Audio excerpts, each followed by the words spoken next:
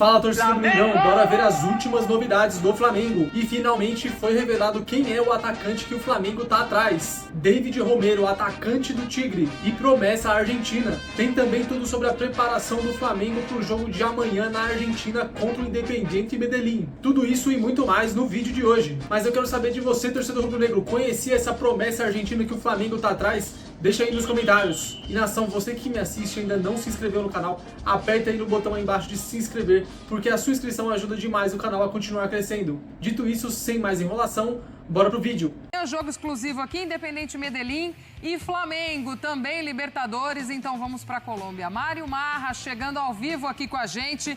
Seu Marra, ó... Gustavo Zupac já te superou hoje, porque ele falou com Glaucia Santiago, direto de Santiago, meu querido, tá? Já teve isso por aqui hoje. Um beijo pra você, seja bem-vindo. Eu tava ligado. Ah, maravilhoso. Fala, Glaucia, prazer estar com você. Mariana Pereira, Jailson. Glaucia, grandes momentos da TV brasileira. Eu tava ligado aqui pensando, ele conseguiu. Eu não posso falar mais nada. Acabou, Glaucia, podemos ir embora. Eu não tenho mais nada pra falar. Eu agora vou ter que mudar o jeito que te chamo, porque para o fã de esportes que não sabe, eu sempre mudo o sobrenome da Glaucia. Ela nunca para mim é Glaucia Santiago, ela sempre é Glaucia alguma outra cidade da América do Sul. Mas hoje o Gustavo Zupac conseguiu, de Santiago, chamar a Glaucia Santiago de Santiago. Medalha de ouro para ele. Glaucia, estou em Medellín. Aqui, Grupo A de Libertadores, Flamengo líder, atual campeão da competição, e com grande chance de classificação muito rápido. Sabe por quê, Glaucia? É líder do grupo com 7 pontos. Depois do jogo de amanhã contra o Independiente Medellín, o Flamengo tem mais 2 jogos em casa. O Estudiantes, que é o vice-líder, tem 5 pontos. Tem um jogo contra o Cusco, fora de casa. Depois, tem um em casa e um fora, contra o Flamengo. Então a chance de uma classificação, o Flamengo afasta o Dinho, o Independiente Medellín, e fica a disputa com o Estudiantes. Mas uma disputa para ficar em primeiro. A gente já está falando de classificação muito rapidamente. Do outro lado, Glaucia, do lado do Medellín, do Independiente Medellín, crise. Vamos lá, eu explico. 20 times disputam o campeonato colombiano. Classificam-se para a fase final, 8. E adivinha se o Independiente Medellín ficou em 11º. Ele não pegou vaga para disputar a reta final do campeonato entre os 8 primeiros. O que acontece com isso? O técnico já tinha saído, o Restrepo tinha saído logo após a goleada e a classificação, e o jogo do Flamengo contra o Independiente Medellín no Maracanã, aquele 4-1. Veio um novo técnico, o Sebastião Boteiro, que já conhece o clube, auxiliar como interino, e ele vinha até fazendo um bom trabalho. Ele perde a chance de classificação entre os 8 primeiros na última rodada em campo, em casa, contra o Águilas Douradas. E o pior não é isso. O pior é que o dirigente, o acionista majoritário, Raul Giraldo, ele estava no gramado. Glaucia, sabe o gesto que vocês ficaram falando aí, do Abel pro Flaco Lopes e tal?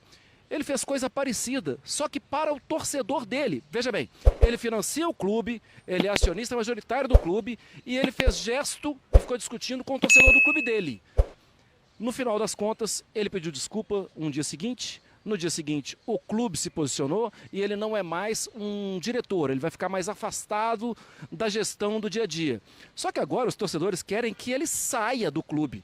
Não queremos mais o seu dinheiro. Bom, é nesse clima que o Flamengo vai jogar contra o Independiente Medellín aqui no Anastácio Girardot, amanhã à noite.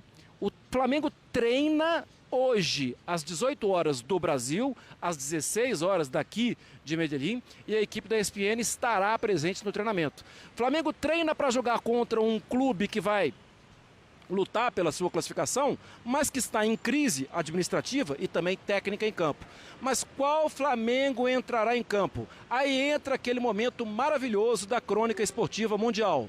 Não sei, porque afinal de contas o Leonardo Jardim falou claramente que alguns jogadores estão dando mais sinais de cansaço. O Flamengo tem tomado gol na reta final dos jogos, como tomou contra o Vasco. E eu fazendo um levantamento e também conversando com o pequeno Jailson, é muito claro que o Flamengo precisa mudar. Precisa mudar também nas laterais, precisa mudar na defesa. Nos últimos 10 jogos, os laterais iniciaram 5 partidas cada um. Emerson Royal e Varela pelo lado direito, Ayrton Lucas e Alexandre pelo lado esquerdo. Nos últimos 10 jogos eles alternaram. Na zaga tem acontecido também, com o Léo Ortiz repetindo muito, mas também dando sinais de cansaço. O Vitão iniciou poucos nos últimos 10. E no meio-campo? É muito claro que o Everton Araújo joga sempre, com muita frequência. E ele, eu acho que é o caso de continuar jogando, porque é jovem, é poder físico, é imposição. Acho que ele vai para o jogo. Mas e do lado dele? O Jorginho fica, o Jorginho sai. Nos últimos 10 jogos, o De La Cruz iniciou só 2. Então, no ataque, a gente não sabe também. Mas Carrascal é o Arrascaeta do momento. Ele, colombiano, deve ser o organizador, perto do 10. Alguém para suprir a ausência do uruguaio Arrascaeta. Glaucio. Na quinta-feira, esse sim, realmente, como visitante, é o Flamengo, né? Jogo contra o Independiente Medellín, jogo lá na Colômbia. E a gente tem aqui informações agora com o Thiago Lima, que eu aprendi o apelido, Noel. Não é isso, Noel? Ninguém chama ele de Thiago Lima. Noelzinho. O Noel tá na área para conversar com a gente.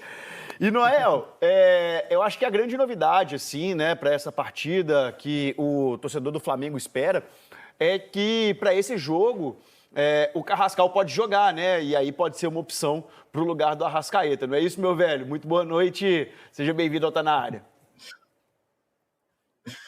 Fala, Marcelão. Tudo bem? Boa noite para você, Camila, Alex, o Pedro, todo mundo que está na área aqui com a gente.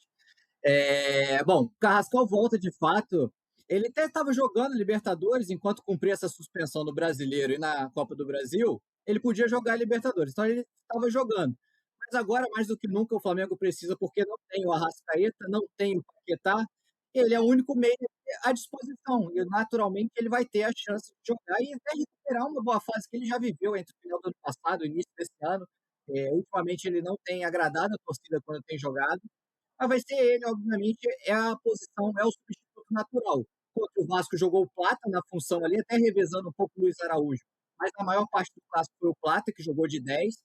O Flamengo até se adaptou bem, mas cansou, usando o termo que o Leonardo Jardim usou na coletiva. O Flamengo quebrou, cedeu empate, mas volta agora o foco para a Libertadores, porque tem esse compromisso importantíssimo, porque se o Flamengo vence esse jogo contra o Independiente Medellín, ele já está classificado, porque ele vai a 10 pontos, o Medellín tem 4, mesmo que ele perca os 2 jogos, o Medellín vença os 2, chega a 10, o primeiro confronto de desempate na Libertadores, a partir desse ano, é o confronto direto. E aí o Flamengo teria vencido os 2 jogos contra o Independiente Medellín. Então, o Flamengo só depende de uma vitória para classificar nesse jogo. E uma outra a gente tá... Noel, desculpa te interromper, amigo, mas é que a gente tá com uma dificuldadezinha com o áudio do Noel, tá interrompendo um pouco, não tá dando para ouvir perfeitamente suas interessantes e indispensáveis informações, então a gente vai tentar recuperar, vai retomar a comunicação com o Noel para tentar melhorar um pouquinho a qualidade do áudio, que é importante, claro, ouvir as informações do Noel, e que ele está falando justamente da tabela de classificação, né? De um Flamengo que está preocupado não só com a liderança do grupo, mas com a classificação antecipada. Porque como eu estava fazendo as contas, se eu não me perdi na matemática do Noel, se o Flamengo vencer for a 10 pontos, a gente está mostrando a classificação aí na sua TV, ele pode já garantir a classificação, porque um segundo colocado não chegaria aos 10 pontos. Ele poderia não garantir a primeira colocação, mas se garantir entre os 2 classificados às oitavas, né? Para quem não conseguiu ouvir, o que o Noel estava falando e é bom que a gente tenha a tabela aí na tela, o tinha, né? Bota na tabela de novo aí. A matemática já é difícil. Vocês estão querendo que a gente ainda tenha boa memória? Não, mas é porque se o Flamengo vence, o Flamengo chega a 10 pontos. E mesmo que perca os 2 últimos jogos, o Medellín só poderia chegar também aos mesmos 10 pontos do Flamengo. Só que o critério de desempate esse ano, né? Esse ano da Libertadores na fase de grupos é exatamente o confronto direto. Então, como o Flamengo já teria vencido os 2 jogos do Medellín, mesmo que o Medellín chegasse aos mesmos 10 pontos, o Flamengo não perderia a segunda posição do grupo. Então, por isso que hoje, amanhã, né? Fundamental uma vitória do Flamengo quinta-feira, fora de casa contra o Medellín, porque já garantiria o Flamengo na próxima fase. Por isso que eu não sirvo para ir pro Big Brother, cara. Eu vinha me perdendo os dias tudo. Ia votar na quinta, Não, nós já estamos há tantos dias aqui. Hoje tem paredão? Como assim? Então, isso. Aniversário de... Não tem jogo todo dia, como é que... Para um jogo que pode definir, né, ali a classificação do Flamengo, né, dar essa tranquilidade na Libertadores, o Leonardo Jardim mexeu no time, né, no último jogo contra o Estudiantes, né, por exemplo, o Bruno Henrique entrou no lugar do Pedro, né, o Luiz Araújo foi titular no lugar do Plata, a gente teve uma dupla de zaga, né, digamos, né, com o Vitão e com o Danilo. Muito mexida ali, né, não era o Léo Ortiz e o Léo Pereira. O Léo Pereira estava fora, né, o Léo Pereira nem viajou. Sim. Será que uma partida como essa agora, que pode valer uma classificação, não seria o caso de entrar com um time mais parecido que foi no jogo contra o Clássico, não? No Clássico contra o Vasco, né? Voltar com o Pedro, com o Plata, né? Já tá o Arrascaeta fora. Assim, ele tem mexido no time, mas de maneira bem consciente. Consciente que eu digo no sentido de não alterar o time, não mudar a maneira do time jogar todo de uma vez. A gente tem visto o Flamengo, mesmo com as alterações, às vezes muda 3, 4 jogadores de uma partida para outra, mas o Flamengo tem encontrado uma maneira muito uniforme de jogar, muito regular. E o que chamou a atenção foi como o Flamengo não conseguiu fazer isso no segundo tempo, principalmente no segundo tempo contra o Vasco. E aí chama a atenção de um Flamengo que foi muito diferente, por exemplo, desse jogo contra o Atlético, onde o Flamengo foi muito superior, onde o Flamengo foi muito efetivo no ataque e onde o Flamengo conseguiu, mesmo quando não tinha posse de bola, conseguiu controlar o jogo. Contra o Vasco, não. Contra o Vasco, o Flamengo faz a primeira meia hora de jogo muito boa ali, abre um 2-0, e quem estava assistindo o jogo, a sensação era que, se o Vasco não fechar a casinha lá, vai vir uma outra traulitada. E no segundo tempo, não. Já na reta final do primeiro tempo, mas o Flamengo muda essa postura de ser um time que joga defendendo um pouco mais, dando a bola para o adversário e saindo em contra-ataque, mas foi um Flamengo que não estava conseguindo se defender tão bem e principalmente não estava conseguindo encaixar os contra-ataques da maneira com que a gente viu o Flamengo encaixar nos últimos jogos. E aí, em 2 cruzamentos na área, na reta final do jogo, acabou sofrendo o empate. Mas o Leonardo Jardim agora conseguir fazer com que esse resultado adverso para o Flamengo contra o Vasco tenha sido só um ponto fora da curva e que tentar fazer com que o Flamengo retome, né, a rotina de vitórias e boas atuações que vinha tendo até então. E por mais que seja em casa, esse jogo com o Vasco, ele também mostra que realmente você... Independe se você marca sob pressão de uma maneira mais alta, média ou baixa, mas se você aliviar demais, esse risco você vai correr. Então, essa pressão na bola, às vezes você pode estar realmente, você vai dando campo ao adversário, que você vai... Se a bola não está pressionada, né, Pedro, né, Camila? Uma hora você dá oportunidade, cara. E o Alex sabe, tem jogo que, assim, é claro, que é o resultado que o torcedor... Contra o maior rival, você com 2-0 de vantagem, você sofreu um empate, é claro que fica muito dolorido. Mas, assim, tem jogo que você consegue tirar alguns aprendizados que vão para o restante da temporada. Então, de repente, se a cabeçada do Hugo Moura ali, aquela bola bate na trave e se não entra, de repente o aprendizado ele não ia ser tão bem absorvido pelos jogadores como certamente, porque assim, se o torcedor sentiu o empate, pode ter certeza que quem estava em campo também sentiu bastante. Então pode ter certeza que os jogadores absorveram demais exatamente isso que o Alex falou. Que por mais que você esteja superior, por mais que você esteja bem no jogo, por mais que você seja superior ao seu rival dentro de campo, você não pode baixar o nível de concentração e não pode desperdiçar determinadas oportunidades. Bom, vamos falar agora sobre essa situação, por quê? O Luiz Carlos Largo, na noite de ontem, ele vazou o nome do David Romero, jogador centroavante que joga no Tigres da Argentina. Segundo ele, o valor estimado do jogador hoje é 5 milhões de euros e que internamente o Flamengo vê o negócio como uma aposta estratégica. Ele tem apenas 23 anos e o Flamengo tem 3 parâmetros que vê essa negociação como boa. Primeiro, a idade. O jogador está numa idade ali que o presidente BAP já disse que o Flamengo não vai contratar jogadores acima dos 26 anos. Segundo, bons números. E o terceiro, custo acessível. É aquele famoso bom, bonito e barato, né? Vamos falar aqui o português claro.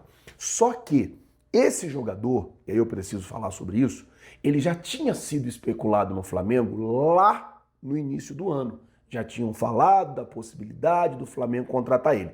Lá no início do ano foi negado. O Flamengo negou, falou que não tinha nada, que não procurou esse jogador, que o scout não tinha observado esse atleta e que não tinha absolutamente nada com David Romero. Ontem eu estava no hotel do Flamengo e eu perguntei para uma pessoa do departamento de futebol, falei, vem cá, essa informação sobre o David Romero. Aí a pessoa me disse assim, nós estamos no mercado e nós vamos trazer um jogador de scout. Nós vamos trazer um jogador pouco conhecido, mas que tem bons números e que está com preço bom para o Flamengo. Foi o que a pessoa me falou. Então a pessoa nem me confirmou que o Flamengo quer o David Romero, mas a pessoa também não me negou em momento nenhum. A pessoa só me falou assim, ó, no começo do ano também falaram dele, né? E ele não veio. Tipo, ó, já falaram dele uma vez aqui e não era verdade. Ou foi alguém tentando ali plantar um jogador no Flamengo. Óbvio que eu não estou aqui desmentindo ninguém, eu não gosto de fazer isso, eu respeito o trabalho de todo mundo, mas pelo que eu apurei no Flamengo foi isso. A pessoa me confirmou que sim, o Flamengo está atrás de um centroavante, sim, atua no futebol argentino, mas não me confirmou que era o David Romero, até porque o Flamengo está guardando esse nome, o nome desse centroavante, a 7 chaves. O Flamengo quer surpreender e anunciar o jogador. Tomara que dê certo. Então é isso aí, nação. Se você chegou até aqui, não se esqueça de deixar aquela curtida no vídeo. Comenta bastante também, é muito importante na plataforma. E por último, mas não menos importante, ativa as notificações do canal, que sempre que sair um vídeo novo, você vai ficar informado sobre tudo o que acontece dentro do Flamengo, beleza? Rubro-negras e rubro-negros falando aí um pouco mais desse nome aí que o Flamengo tá atrás e possivelmente já encaminhado. Tô esperando mais informações para apurar com mais certeza ainda para vocês. É o atacante David Romero. Na próxima janela, o clube argentino espera receber entre 4 e 5 milhões de dólares, que é equivalente a 20 a 25 milhões de reais. O atacante é tratado como peça importante, mas o Tigre sabe da dificuldade em segurá-lo por muito tempo. Romero agrada o scout do Flamengo por ser veloz, jovem e ter uma boa finalização. O argentino chegaria como opção para disputar posição com o Pedro ou atuar do lado do camisa 9. Na minha opinião, eu acho que deveria disputar posição com o Pedro, porque por mais que o Pedro tenha muita qualidade, é sempre bom ter uma segunda opção ali para fazer sombra, não deixar o atacante acomodado no clube. Eu tenho cadeira cativa no clube, não vou ser substituído. Tudo bem que o Leonardo Jardim, ele usa bastante situações aí que deixa o Pedro no banco, reveza, mas é em questão de revezamento de elenco, né? Não por preferência. Esse atacante vindo já seria bom para ter aquela disputa sadia que tem em todo o clube, que tem um atacante reserva ali, que é para deixar justamente essa pressão, né? Que o cara fala assim, pô, vou jogar, vou me dedicar aqui, porque senão eu vou pro banco. Eu acho muito difícil o Pedro ficar banco para esse jovem que está sendo monitorado pelo Flamengo, mas eu acredito que vale a pena a aposta. É um jogador jovem, é um jogador que não é muito conhecido. Eu mesmo, particularmente, sendo sincero com vocês, não conhecia esse jogador. Mas se o scout do Flamengo achou interessante pelas características dele, com certeza ele deve ser um bom jogador e vai agregar muito a esse elenco do Flamengo. Eu quero saber de você, torcedor rubro-negro, se você conhecia esse jovem, se te dá algum ânimo aí, se você não conhecia também, deixa aí nos comentários a sua opinião, que ela é muito importante, beleza? Esse foi mais um vídeo, vejo vocês na próxima, valeu!